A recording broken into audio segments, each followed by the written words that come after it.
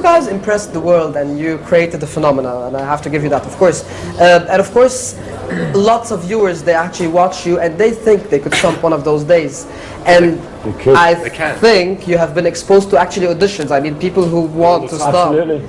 So, could you personally, I mean, any of you or whatever, remember a specific audition, or specific someone, a talent, an amateur, who actually impressed him as like, wow, that's impressive. So he did something, or he stomped with something where he was just crazy, and you never forget, you would never forget? Well, actually, both these, Ariel's and Peter, I did some workshops in a great school in Denmark, which these two guys were attending, and they were really, really good, and I was really pleased that they came over to the auditions and did it and got through.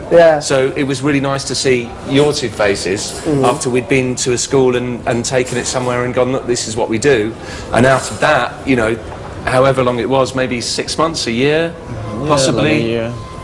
They were on stage with me, which was genius, absolutely genius. Also, I think with the audition process, in the earlier days when we were auditioning people, we weren't as astute to find what we were looking for.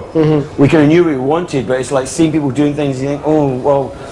And over the years, as you do the process more and more, you can tell really quite quickly of how someone's going to be. And with STOMP auditions, we never do one-on-one. It's an open call, so it's done in a workshop environment. As Paul was just saying, these two stood out in a workshop, and again, that kind of thing teaches you a lesson of it's better. STOMP is such an ensemble piece. It's 8 people working on show together. Oh, it's not a stepping stone for stardom for anyone. It's not that at all.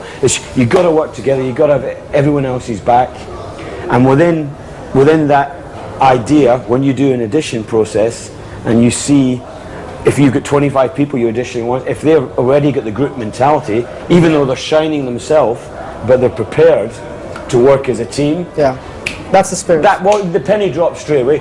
Equally, they can do something ridiculous and crazy that you think, maybe see them again, you know. So there's all elements of it, but over the years doing it so much, I think we've realised that I think we suss pretty quick now of what people can bring to the table. Since Stomp's beginnings, you've, I don't know if, I think you were part of it, of course, you've appeared in many TV shows, I mean, as guest appearances. You had your own movies, you had the IMAX film, you had the Stomp Out Loud film, you have film appearances.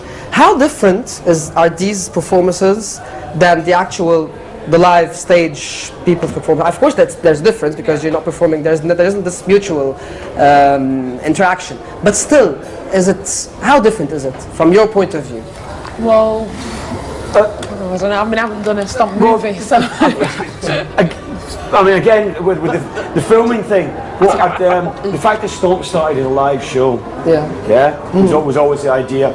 They're going in, diversifying into film was something that was a great opportunity and something you'd aspire to, because the nature of film, you can take an idea that you can't do theatrically every night live on stage within a theatre show, but with film, because it's all about cheating really, you can do a lot of different ideas that stem from the show. And is there a room for like graphics, for example? I mean, well, it's all you. I mean, sometimes they say, no, this is not happening in real life. There's an effect somewhere. Is that true, or it never happened? You never get that? I mean, you never get a movie? No, in the movie, in movies. Well, actually, the one difference we've always done when we do, whether it's a short film or a commercial or the feature film we did, the one thing we're very true to is live sound.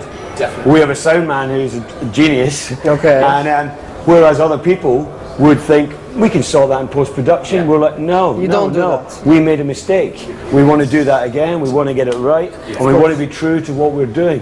And I think that does come across. I think it's the same as doing a live TV show. That's all you're doing. It's the same energy. You're giving the same thing every time.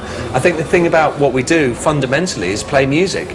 We all love playing music, so we're going to do it until the cows come home anyway. Whether it's take 1 or take 572, it doesn't really matter. To us, it's kind of the same thing. I mean, you know, there's still shows out there though where people will still perform over a click track.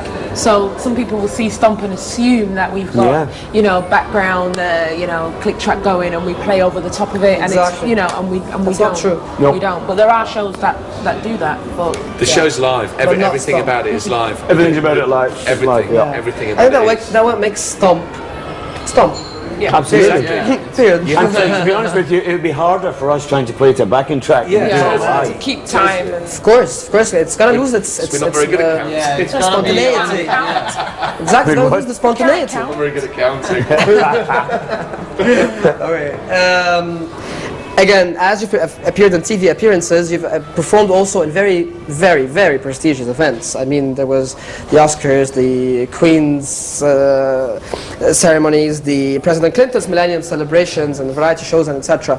How different is performing in such prestigious events, if we can call it so? I mean, a different crowd, a mix of a very... Yeah, just Is it different than your normal performance? just There's no you wear tighter underwear. That's all. Yeah, it just means we have to be dressed up a bit smarter for the party afterwards. I mean, does the crowd make any difference? Is there... Yeah. Are you okay? Yeah. You Actually, underwear. Pass in the water, please. Pass the water to the Norwegian. No, you're right. I mean, the crowd does make a difference. If you're in somewhere, I mean, It's okay, take your time. It's okay. Stomp attracts an audience right across the spectrum, from, like, you know, young kids to, you know, you could bring an 8-year-old, you could bring an 80-year-old, and that's that. You know, again, that's the beauty of what we do. I think, which we love, that we it's not to an exclusive, limited target audience. With gigs like that you're talking about, of course it's going to be different, and sometimes it seems really bizarre. Yeah. Because you think this audience are going to be channeled in such a way. But again, I think what tends to happen is, I mean, this even happened the other night here at the embassy. What we do, if it's done correctly on a kind of primal level, hits folk. Hits them. Yeah. Even if they're like all, you know, like... prim and proper. Yeah, exactly. Yeah, but you know what? They just loosen up, right? Yeah, but the reason they're doing that is because they're aware of who they're sitting next to. And it's inhibitions a lot of the time, I think. Okay. People aren't prepared to let their inhibitions go, apart from Jabal, who's fantastic at it. I've seen it perform. I've seen all of you perform yesterday. It was just incredible. Oh, Virgin. Virgin. Yeah, that was fun. That was amazing. That was amazing. That was fun. They It was were. fun. I swear to God, they were performing in a I don't know, in a space even smaller than this, right? About this size. About this size, and they still manage. I mean, I always felt like Stomp needs like a huge space to just run and fly. We prefer it, that's for sure. Prefer bigger stage. You don't see us all looking at each other going, Brooms and balls and flying everywhere. Wait a minute.